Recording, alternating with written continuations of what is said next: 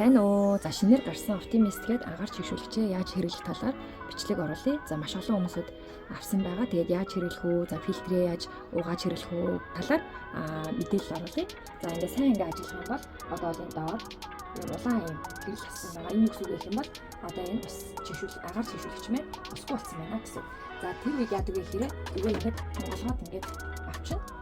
За тэгээд энэ доор харж байгаа гэхээр одоо энэ фильтртэй энэ усны сав байгаа. За энэ усны сав маань өөрөө 2.5 литр. За тэгээд энэ усны сав нь ус дүүрэж хийхэд хангалттай байдаг. За энэ нэг фильтрийн байнга нойтон байх хэрэгтэй байдаг шүү.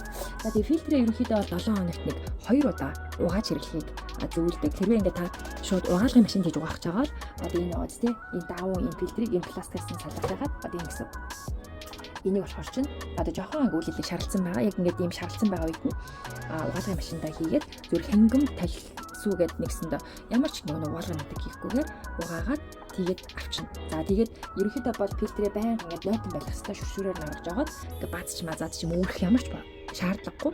Тэгэх юм бол фильтр маань өөрөө гэмтэн юм ч бас зүгээр сайхан стактай хийж угаасныхаа дараа буцаагаад наргаж жагаад энд одоо савнда ус хийгээд цаа хийчихнэ гэсэн.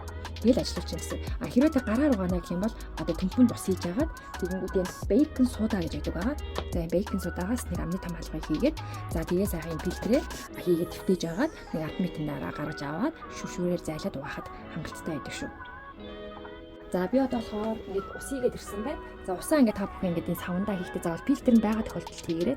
Усаа ингээд 2.5 литр хүртэл хийчээд фильтрийг юм бол яг салгидаг байгаа шүү. Тийм болохоор яг фильтрийг хийсэн яг энэ үедээ усаа ингээд хийгээд яг энэ 2.5 литр хүртэл хийхэд хангалттай.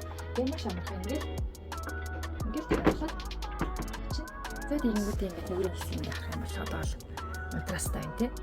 За тэгээд ингээд хасахад хангалттай. За тийм автомат орой унтахаар болохоор ингээд ягаан гэдэг дээр ингээд гарчна аяга авсаархан.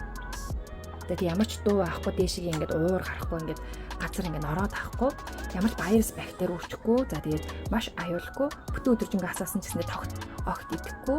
За гэх зэрэг хүүхдүүд ингээд хөдөлгөчлөөхэд автомат өөрөө унтарчдаг. За тэгээд UV тийм ээ гэрлэр одоо 99.99% ариутгадаг гэх зэрэг маш олон даваа талтай шүү.